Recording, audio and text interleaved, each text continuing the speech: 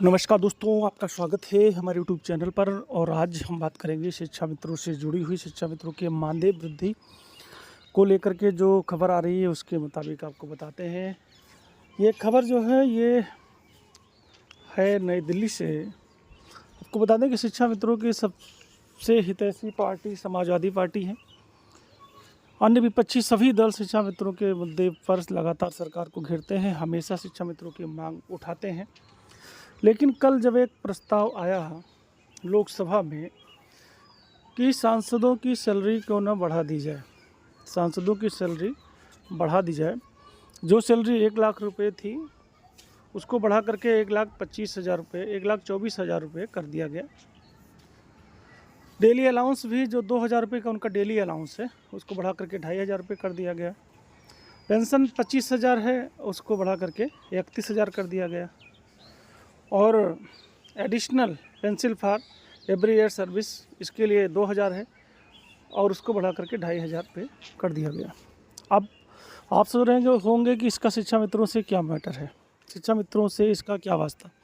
लेकिन शिक्षा मित्रों से इसका वास्ता ज़रूर है, क्योंकि जो दल चीख कर सदन में उठाते हैं, कल जब सांसदों का मानदेय बढ़ रहा था, सांसदों का वेतन जब बढ़ रहा था, वहाँ पर वो एक कह सकते थे कि शिक्षा मित्र अन्वेषकों का मानदेय पहले बढ़ाइए फिर यहाँ पर लागू कीजिए। पहले उनको आप जब बढ़ा देंगे तभी हम इसे स्वीकार करेंगे, अन्यथा की स्थिति में नहीं स्वीकार करेंगे।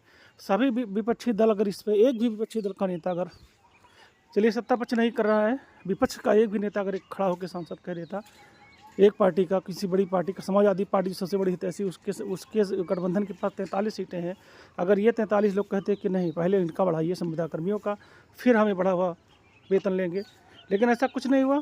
सभी ने मेजे थपथपा करके, कोई वित्त विभाग नहीं, कोई कैबिनेट नहीं, कोई न्याय विभाग नहीं, कुछ भी नहीं, और सब कुछ हो गया।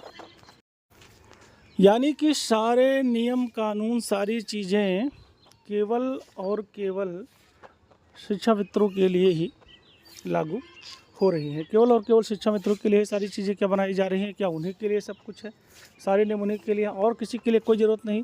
लेकिन कुछ नहीं, सभी पार्टियां केवल और केवल राजनीति कर रही हैं, क्योंकि अगर ऐसा नहीं होता तो शिक्षा मित्रों का मुद्दा सदन में उठता और ये कहा जाता कि सभी संविदा कर्मियों का पहले वेतन मानदेय बढ़ाइए तभी हमें वेतन स्वीकार करेंगे, अन्यथा की स्थिति में नहीं स्वीकार करेंगे। निश्चित रूप से सरकार इस पर जो है नतमस्तक होती और उसे ये लागू करना पड़ता। तो दोस्तों ये थी आज की लेटेस्ट अपडेट।